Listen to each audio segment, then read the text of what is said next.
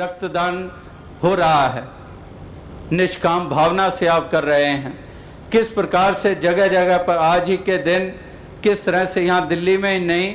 और भी 53 स्थानों पर जो हमारी जोन्स हिंदुस्तान में हैं, हर एक जोन में एक एक स्थान पर ऐसा आयोजन किया गया है।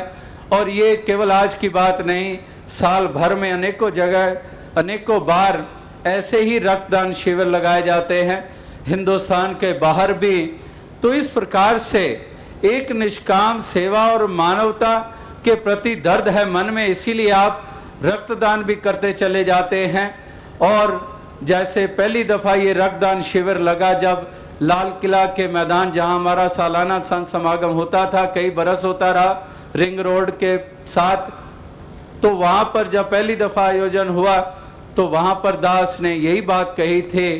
कि वाकई ही जो संत महात्मा, जो बाबा गुरबचन सिंह जी या और इस तरह से एक सज्जन प्रवृत्ति वाले होते हैं, तो उनका यही मंतव्य होता है कि वाकई ये खून ये नाड़ियों में चले, ना कि ये नालियों में बहे। इस प्रकार से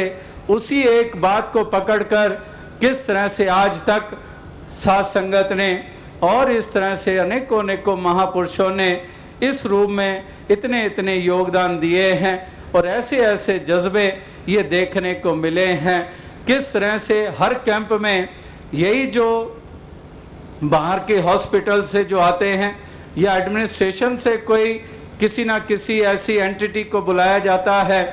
तो वो यही बात कहते हैं कि यहाँ तो जज्बा ही निराला देखते हैं कि डॉक्टर मना कर रहे होते हैं कि तू अनीमिक है या तेरे में हेमोग्लोबिन कम है या फिर किसी का एज फैक्टर है, किसी का वेट कम है,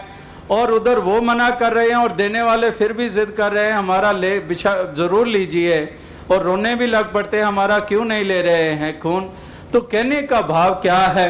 कि इस तरह के जज्बे भी हैं, इस तरह की ऐसी उमंगें भी हैं, तो वाकई ऐसी उमंगें कि मानवता के लिए देन देनी है, इंसानियत को कायम करने के लिए देन देनी है, जानों को बचाने के लिए देन देनी है। इस तरह से इस भव सागर में डूबते हुए मानवता को उभारने के लिए देन देनी है, वो तन मन धन की देन देनी है। इस प्रकार की देन देने वाले भी